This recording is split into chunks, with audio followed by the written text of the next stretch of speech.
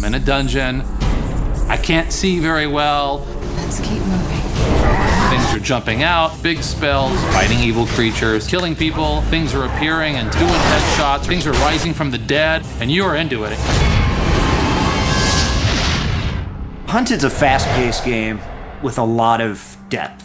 We work for the Lord Mayor of Dyfed. We talk about telling a dark story, but we wanted to make sure that our player was going to experience really diverse environments. Terror's down there in the dark. It was just kind of, me and Rob, our art director, getting together and kind of talking about what would it look like, what would the technology be like, and that's kind of the way that the game evolved.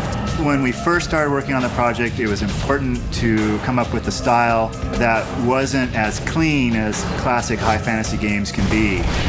We know the place. I just felt like a true Middle Ages-like era would be dirty, things would be worn, untended, and so things are crumbling and falling apart. We try to tell the story with the environment. The wear and tear, the grime we put on it, we try to give that sense of history. You come into an area with ancient ruins of some civilization that used to live in an area, but it's about giving the world this richness and this life that is larger than the span of the game story we're telling. There are different engines that people use for different things in the gaming business. In this particular case, we use the Unreal Engine. Our focus going into this project was actually try to do what Unreal does best. Third-person shooter games and games that involve cover. And if you are moving forward into landscapes and environments, the Unreal Engine does it perfect. So what that did was allow us to spend 100% of our efforts on game design and graphic fidelity. Throughout the game, whether you're underground or above ground, you'll come around a corner and get these just amazing views. We wanted to have a heavy element of verticality in our levels. As a ranged character, sometimes being up in a post is the better area because you can get a view. As more of a melee character, you can sit there and protect that area. Use a little help here. Well, this is one of the final areas. When we first started, we talked about doing a tower and doing something big, but it's been done so many times, and we thought, let's do a giant pit instead. There might be a little bit of a spider problem down here.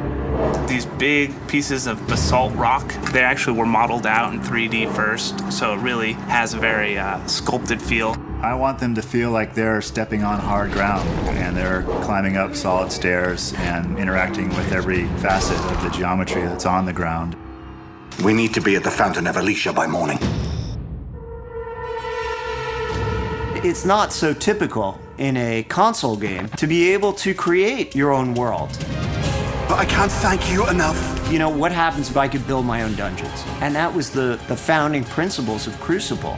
What we allow the players to do is, jump in there, grab these unique levels that we created, put them in a map, populate them with the enemies you want and the way that you want, and create an experience for somebody else. There's a whole list of parameters that they can put on, whether it's timed or how many waves of enemies. We just give the user the ability to be the game maker. At first, when the idea was pitched to me, I actually thought we're crazy. Those beasts are everywhere. So this team goes in there, and they're actually making the levels awesome. What we ended up designing was actually a very cool system. When users fire it up for the first time, they're not going to be intimidated, and it's very straightforward to use. The spark for Hunted comes from a lifetime of making and playing fantasy games. We have this tremendous love for the richness to the world.